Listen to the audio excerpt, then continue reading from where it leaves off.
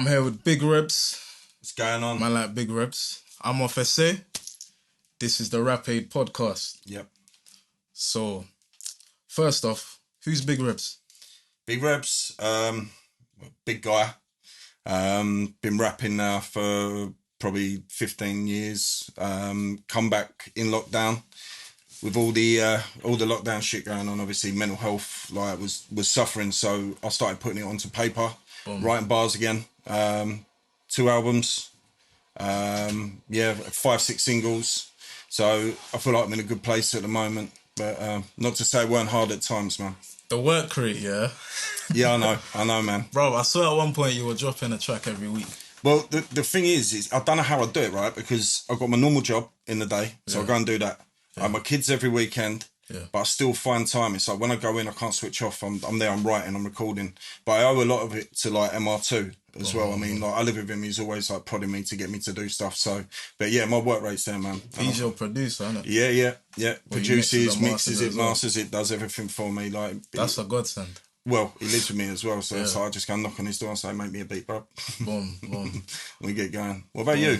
Talk about you, man. Yeah, man, I'm off SA. Obviously, it's the official SA. Do you know what it is? Go on. When you're putting music onto distributors, they don't allow you to take official. Oh, is that it? So, yeah. So you had to be off SA? It's shortened to off SA. But SA is my initials backwards. Like my real name, my government. I'm not going to tell people my government, but people who need to know. Your government name. Yeah. We don't speak government. Nah. I won't be talking about that. Yeah. But Rap Aid, what we saying? Mental health, innit? It's a big talking point, especially right now, as you were mentioning, lockdown. Yeah. This is lockdown number 3. Yeah. I think 4 for some. Yeah. We're actually working with Myopo and Mind the charity. Mind charity. Yeah, so Mind, they work with all sorts, like a big wider range of mental health issues. And then you have PTSD. Yep. That one, that's Myopo's like special. They're dealing more closely with PTSD. And for me personally, I know someone with PTSD. And before they found out that it was PTSD they were suffering from and dealing with, it was driving them nuts, bro. Yeah, of course it is. If you don't know what it is, then obviously you think there's something wrong with me, like what's going on. Yeah. And it affects the people around them as well. You know, I've been exactly the same. I've suffered with mental health for years. I've had people around me suffer with mental health. Yeah. You know, when I lost my mum, I literally, my life I just felt like I was going downwards and I couldn't get my head straight. It affected my relationships. I broke up with partners because of it.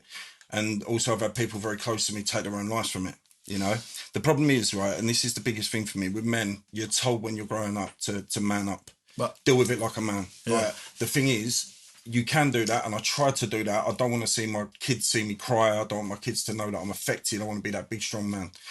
But there are times when you're on your own as a man, you'll go into another room when you're away from everyone, and then you'll sit and start thinking about it, and it's hard to cope with. You know, we need to be there for each other. Yeah, do you know what it is? It's like you switch it off. It's like cool, like just mask it. Yeah, you mask it, and then the bottle is bubbling, bro. So that's why sometimes you'll hear on the news someone's done some mad shit. Like, it's crazy, mate. Like in my workplace, like it's quite stressful there. I would probably say 80% of people in there have had anxiety, panic attack, resorted to drugs, alcohol to mask their problems. But, you know, I try to deliver a message to the floor, and I like to think they all come to me. They all come to me when they've got a problem. So they'll come and say, look, can I have a word? And they'll actually approach me and talk about what's going on in their mind. And I try to help them the best I can.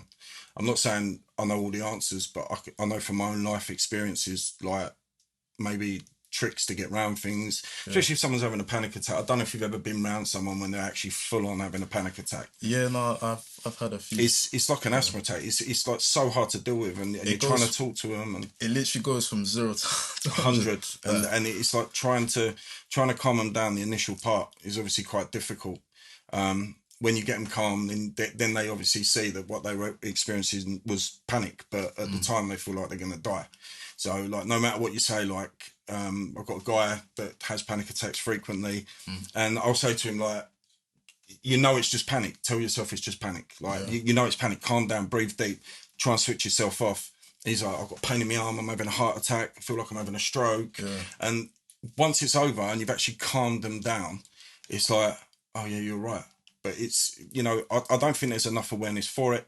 I don't think people take it serious. I think you've got a small percentage of people that have never had anxiety, been around anxiety. So when they look at it like a fake illness, you know, but the fact is it's not. Do you know what, on that, it's, because you were saying, like, it's about what they think at that moment in time. That's their reality, right? It's mental. It's up here. It's a fight or flight. You can't tell someone. Obviously, something might not be what it is to you.